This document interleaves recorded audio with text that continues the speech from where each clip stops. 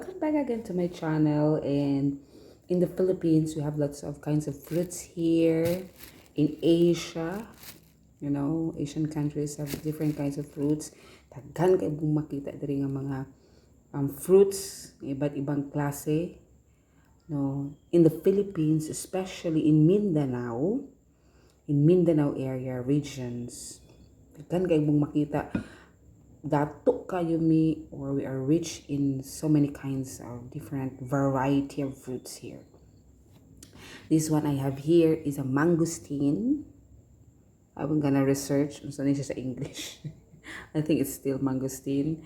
So, as you can see, ganito yung itsura niya. Ayan, yan siya, ganyan po siya. Ayan lang siya, oh.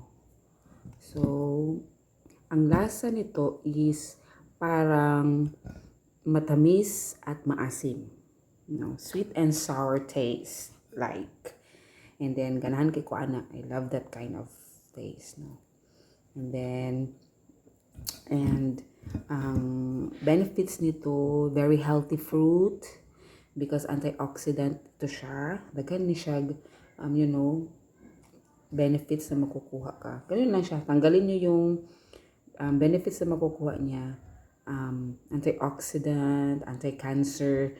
Pwede nyo yung kanyang balat. Pag inopen natin mamaya, yung balat or yung kanyang itong shell, bilad nyo siya ng siguro mga minutes or an hour or hours, I think. Basta mag-dry siya.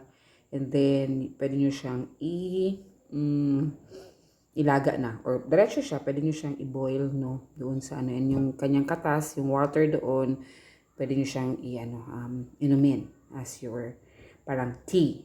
And yung iba naman, kanilang gina-dry talaga and then i-grind nila yon, gawin nila yun siyang, ganoon naman ang paggawa nila ng parang tea.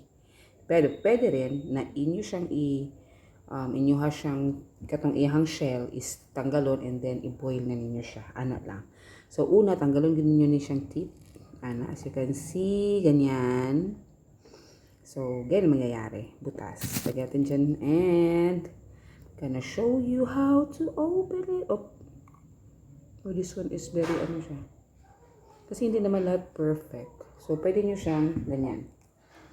Ay. This is a palpakwan. This is a palpakwan.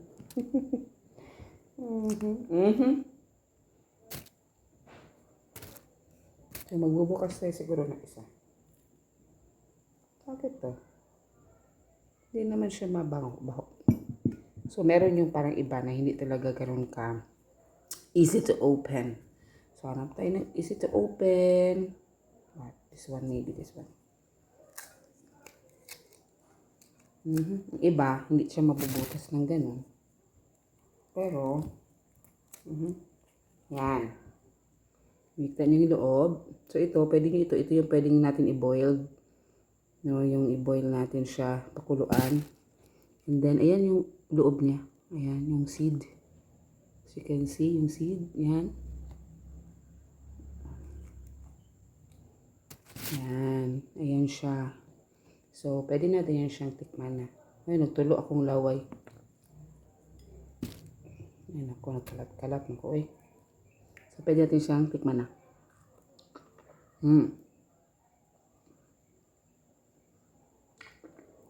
Kunin natin yung white. Itong white na to. Yung naka-coat na white.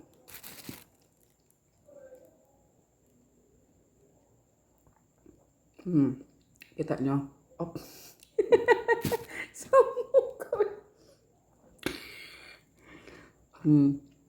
Yun yung maliit na part. Pwede nang hindi. Yan.